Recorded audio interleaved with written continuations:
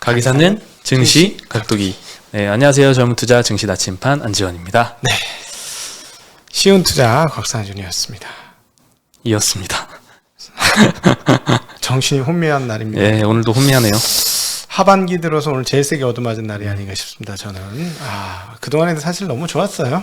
남들 나쁠 때도 사실 포카페이스 한다고 고생 많았거든요. 작살났네 오늘. 네. 힘드네. 일반인들 깨지는 마음이 뭔지 오늘. 그러니까 항상 그 주식시장은 좀 교만해지려고 하면 이렇게 가르침을 내리치는 것 같아. 겸손해라. 예, 뭐 오늘 전체적으로 뭐 많이 올랐던 종목들 중에 빠진 종목이 많았습니다. 그런 거야? 네. 근데 많이 올랐던 종목들 그래서 많이 올랐던 거 위주로 좀 빠졌더라고요. 욕이 나오네요. 나 방송에서 절제하겠습니다. 오늘 말 아쉽긴 합니다. 방금 전에 확 터질 뻔했어요. 욕이. 네. 네, 오늘 코스피는 그래도 다행히 플러스로 약간 플러스로 마감을 했는데요. 네, 다행히 뭐 대형주들 상당히 좋아서 개인 투자자분들은 상당히 좋았을 것 같은데요. 네, 삼성전자, 하이닉스도 올랐고요. 뭐 네. 철강주 포스코도 뭐 4% 오르는 뭐 장이었습니다. 철강주들 난리야 지금. 네, 네. 다만 이제 코스닥이 마이너스 1% 정도 거의 대부분 하락을 했습니다. 빠졌어. 1100 종목 빠지던데 장중에 보니까. 네, 코스닥은 네. 뭐 많이 팔았고요. 전멸당했습니다. 기관이 2,300억이나 코스닥을 매도를 했더라고요. 네. 코스피는 2,000억 매수를 했는데요. 프로그램 매도 나왔던 거 거의 다 들어오는 거죠. 네. 네, 외국인은 이제 코스피에서는 1,300억 매수했는데 코스닥에서는 900억 팔았습니다. 그러니까 이렇게 되니까. 네. 개인은 이제 반대로 코스피에서 3,300억 매도, 코스닥에서는 3,400억 매수를 했습니다. 오늘 철강주가 제일 많이 올랐거든요. 업종이 2.8% 상승을 했습니다. 네. 네, 포스코가 4%, 고려아연이 4%, 현대제철도 1.3% 올랐는데요. 계속 중국 감산 때문에 철강석 가격은 계속 내려가고 있는데 제품 가격은 유지를 하면서 이 스프레드 개선 기대감이 계속 있습니다. 그리고 조선사향 이제 후판 가격 상승 기대감도 있거든요. 네. 지난 4월 달에 조선사하고 이제 포스코하고 협상을 했는데 네. 인상을 하기로 했고요. 그리고 하반기에도 좀 기대가 됩니다. 뿐만 아니라 뭐 다른 뭐 중소형 철강 업체들도 3분기 들어서 이제 3분기 영업이익 개선 기대감이 굉장히 높습니다.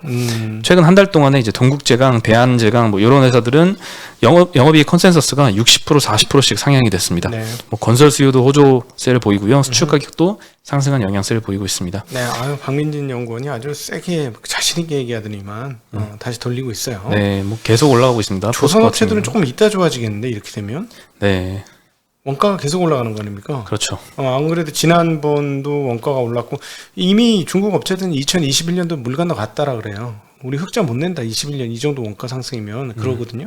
한국은 그래도 좀 경쟁력이 있으니까 좀 낫긴 할 텐데 한 번 더 오르면 조금 문제가 되긴 하겠습니다. 네, 조선의 회복은 시간이 뒤로 이번 주에 우리 나치파님이 대담한 엄경환님이 조선에 대해서 이야기하죠. 네, 이번 주에 올라가나요? 네, 1루, 2부, 3부로 나누어서 올라갈 예정입니다.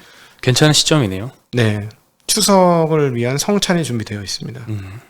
이번 주 아주 하드한 스케줄이 기다리고 있습니다. 추석 성찬을 위해서. 지난주 주말에도 이제 건설주가 하나 올라갔잖아요. 네. 예, 굉장히 반응을 많이 해주셔서 감사했습니다. 네. 뭐 딱 떨어지더라고요. 두 젊은 남녀분들이 만나가지고 딱딱 그냥 영어를 너무 많이 썼어. 영어를요? 영어를 그렇게 영어 좀 쓰지 마세요 좀 근데.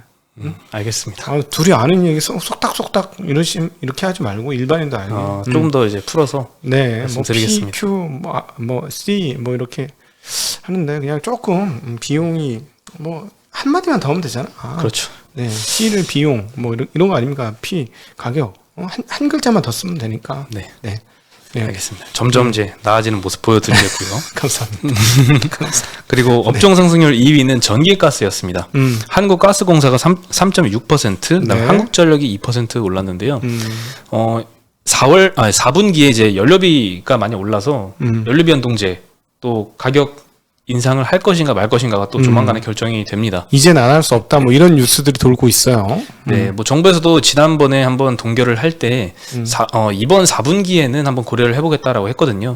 이번에는 인상을 해야겠지만 근데 해도 연료비 상승이 너무 많이 커가지고 네. 그래도 적자입니다.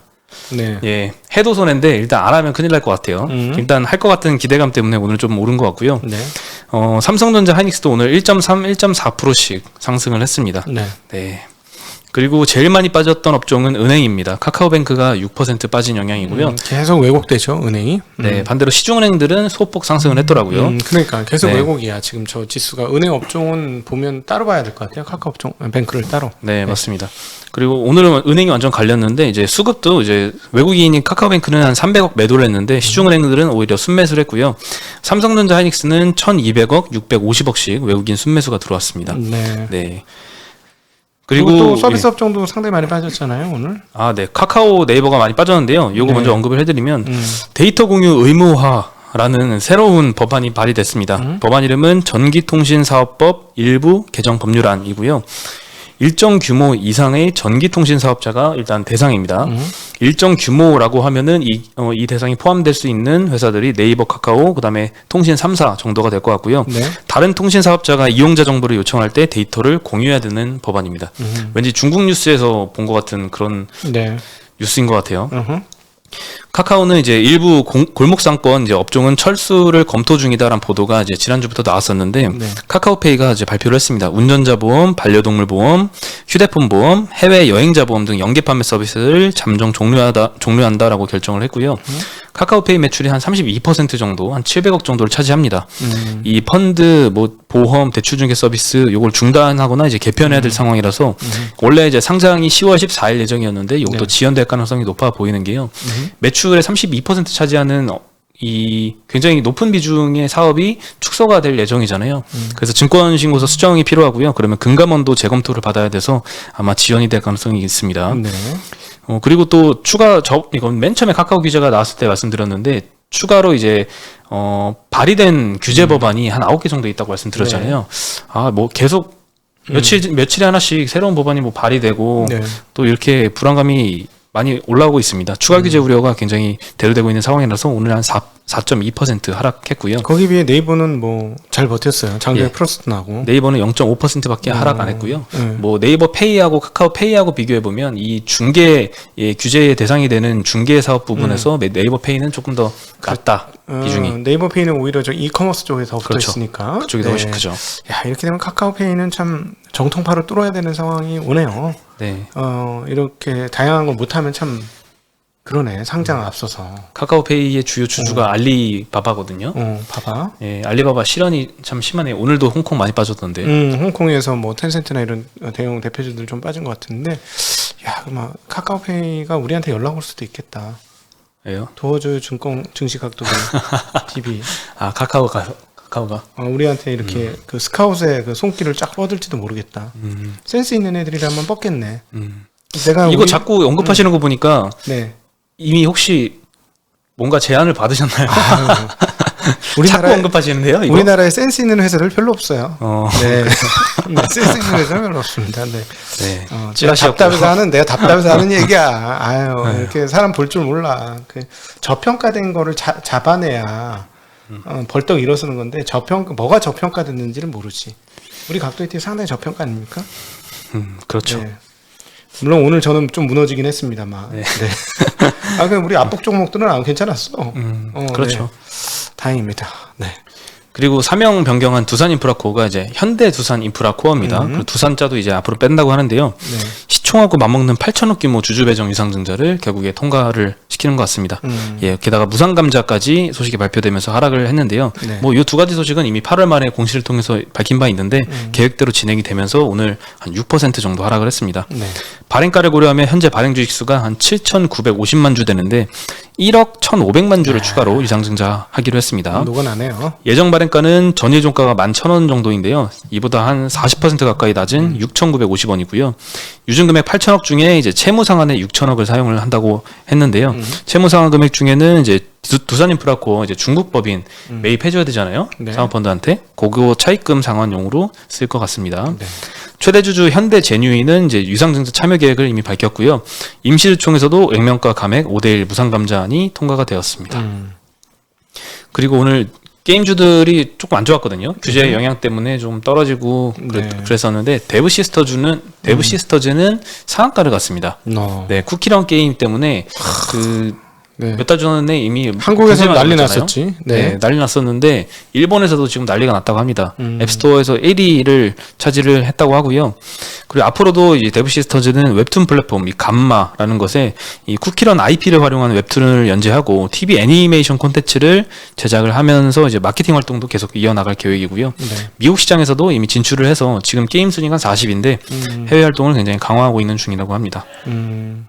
일본의 애니메이션 잘하는 사람들을 인수해서 네, 하면 참 좋을 것 같으네요. 장인들이 많죠 거기. 그렇죠. 그런 사람들 해서 우리가 스토리라인만 잘 짜가지고 펼치면은 만화계도 장악하는 거. 네. 애니메이션계도. 네.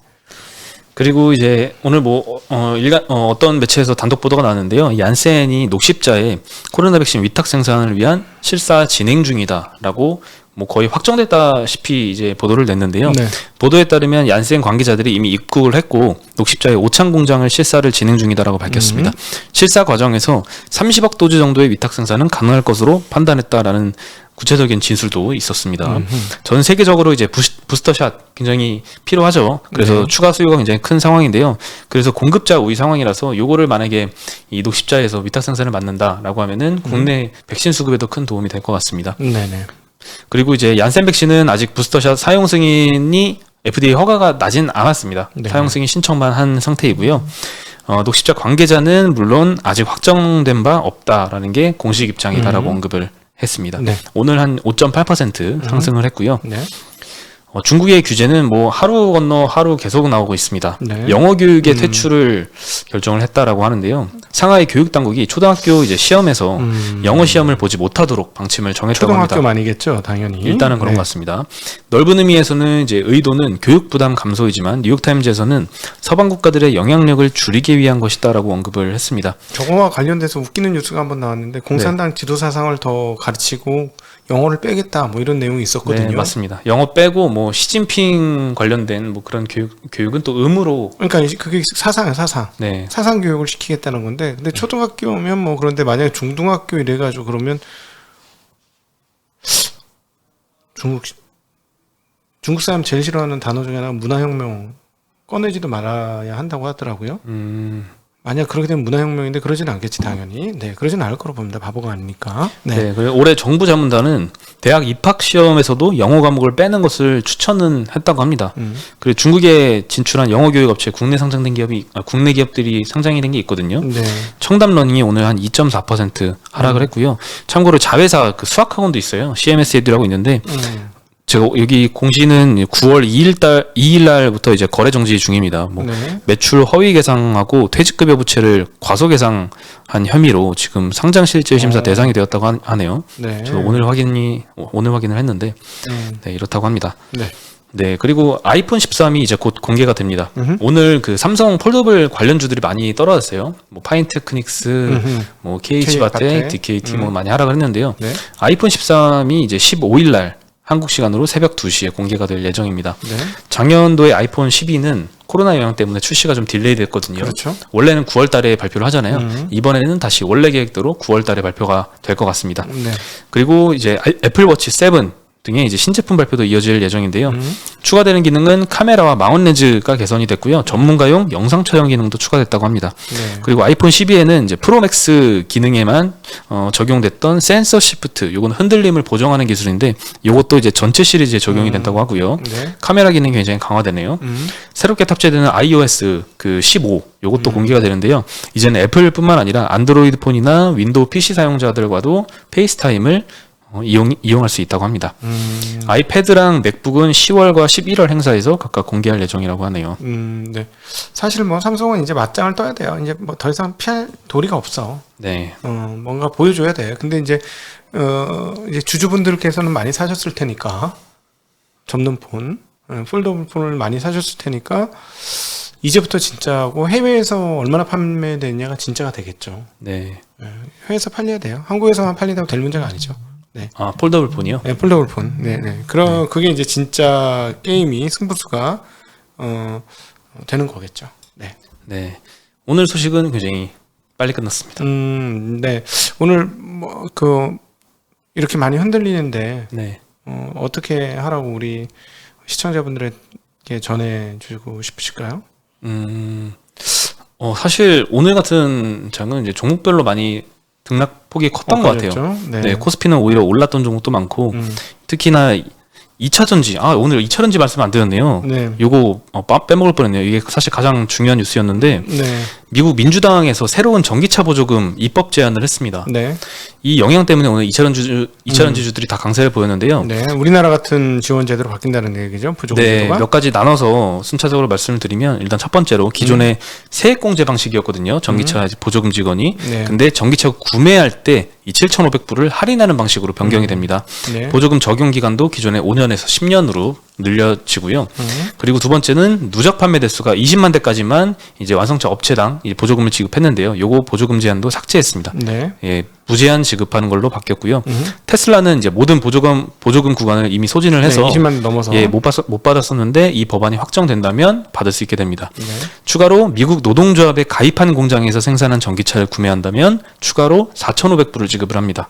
테슬라 공장은 노동조합 미가입 상태이고요. GM, 스텔란티스, 포드는 노조 가입했습니다. 네. 네, 요 지원금 대상이고요.